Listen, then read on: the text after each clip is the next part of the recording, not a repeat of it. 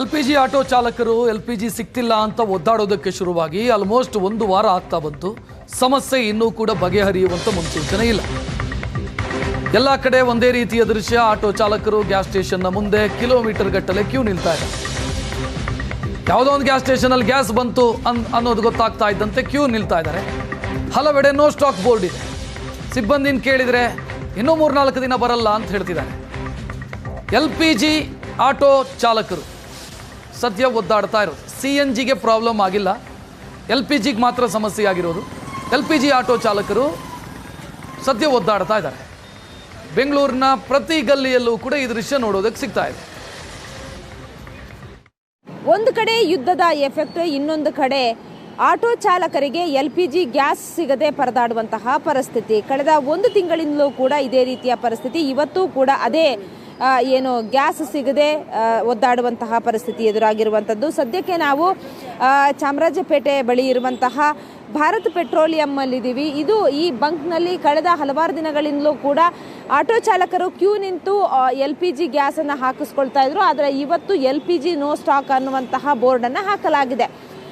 ಸರ್ಕಾರಿ ಸ್ವಾಮ್ಯದ auto gas ಬಂಕ್ಗಳಲ್ಲೇ ಈ ರೀತಿ ಸಮಸ್ಯೆ ಆದರೆ ಇನ್ನು ಯಾವ ರೀತಿ ನಾವು ಸಮಸ್ಯೆಯನ್ನು ಎದುರಿಸಬೇಕಾಗತ್ತೆ ಅನ್ನುವಂತಹ ಪ್ರಶ್ನೆಯನ್ನು ಮಾಡ್ತಾ ಇರುವಂಥದ್ದು ಆಟೋ ಚಾಲಕರು. ಯಾಕಂತಂದರೆ ಒಂದು ಕಡೆ ಪ್ರೈವೇಟ್ ಬಂಕ್ಗಳಲ್ಲಿ ಈಗಾಗಲೇ ದರವನ್ನು ಏರಿಕೆ ಮಾಡಲಾಗಿದೆ. 105 ರೂಪಾಯಿ ಮಾಡಿದ್ದಾರೆ ಗ್ಯಾಸ್ಗೆ. ಆದರೆ ಅದರಲ್ಲೂ ಕೂಡ ಸರಿಯಾಗಿ ಸಿಗ್ತಾ ಇಲ್ಲ. ಆದರೆ ಈಗ ಸರ್ಕಾರಿ ಸ್ವಾಮ್ಯದ ಬಂಕ್ಗಳೇನಿದ್ದಾವೆ ಅಲ್ಲಿ ಕೂಡ ಸರಿಯಾಗಿ ಗ್ಯಾಸ್ ಸಿಗ್ತಾ ಇಲ್ಲ ಅನ್ನುವಂಥದ್ದು, ನೋ ಸ್ಟಾಕ್ ಅನ್ನುವಂಥ ಬೋರ್ಡನ್ನು ಹಾಕಿದ್ದಾರೆ.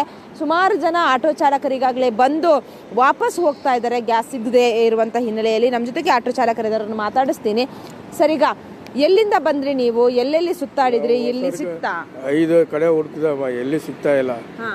ಎಲ್ಲ ಕಡೆ ಹುಡುಕ್ತಾ ಸಿಗ್ತಾ ಇಲ್ಲ. ಎಲ್ಲಿ ಬಂದು ಎಲ್ಲೂ ಸಿಗ್ತಾ ಇಲ್ಲ ಮೇಡಮ್. ನಾನು ಇಲ್ಲಿಂದ ಸೀದಾ ಲಾಲ್ಬಾಗ್ ಟೀಚರ್ಸ್ ಕಾಲೇಜ್ ಹತ್ರ ಹೋಗಿದ್ದೆ. ಟೀಚರ್ಸ್ ಕಾಲೇಜ್ ಹತ್ರ ಹೋಗಿ ನೋಡಿದಕ್ಕೆ ಅವರು ಸ್ಟಾಕ್ ಇಲ್ಲ ಅಂದರು.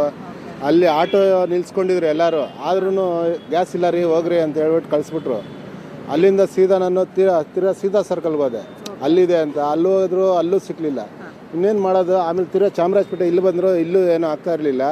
ಅದರಿಂದ ನಮ್ಮ ಪರಿಸ್ಥಿತಿನೇ ಈ ಥರ ಇದೆ, ಏನು ಮಾತಾಡೋಕ್ಕಾಗಲ್ಲ. ಆ ಥರ ಪರಿಸ್ಥಿತಿ ಅಲ್ಲ. ರೇಟ್ಗಳು ಮಾತ್ರ ಒಂದು ಬಂಕಲ್ಲಿ ನೋಡಿದ್ರೆ 105 ರೂಪಾಯಿ ಇರುತ್ತೆ, ಒಂದು ಬಂಕಲ್ಲಿ ನೋಡಿದ್ರೆ 89 ರೂಪಾಯಿ ಇರುತ್ತೆ. ಥರ ಇವ್ರ ರೇಟ್ಗಳು ಅದು ಏನಂತ ರೇಟ್ಗಳು ಹಾಕ್ತಾರೆ ಅಂತ ಇವರು ಗೊತ್ತಾಯ್ತಲ್ಲ. ಆದರೂ ಇದಕ್ಕೆ ಸರ್ಕಾರನ ನಮ್ಮ ಕಡೆ ಒಂಚೂರು ಮಕ ನೋಡಬೇಕು.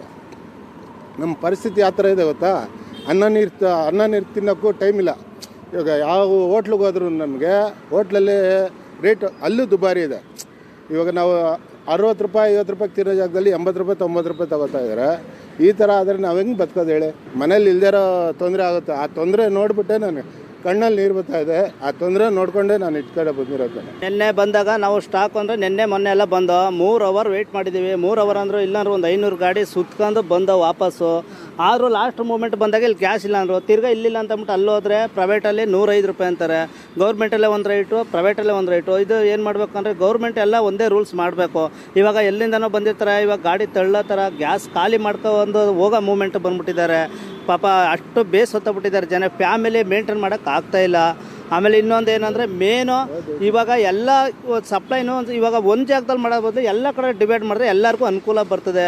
ಯಾಕಂದ್ರೆ ಇವಾಗ 500 ಏನಿಲ್ಲ ಜಾಗ ಗಾಡಿಗೆ ಒಂದು 100 ಗಾಡಿ ನಿಂತ್ರೆ ಎಲ್ಲರಿಗೂ ಮೇಂಟೈನ್ ಆಯ್ತು. ಅವಾಗ ಯಾರಿಗೂ ತೊಂದರೆ ಆಗಲ್ಲ. ಬೆಂಗಳೂರಿನಿಂದ ಕ್ಯಾಮ್ರಾ ಪರ್ಸನ್ ನಾಗರಾಜ್ ಜೊತೆಗೆ ಮಮತಾ ಮರದಾಳ, ಏಷ್ಯಾನೆಟ್ ಸುವರ್ಣ ನ್ಯೂಸ್.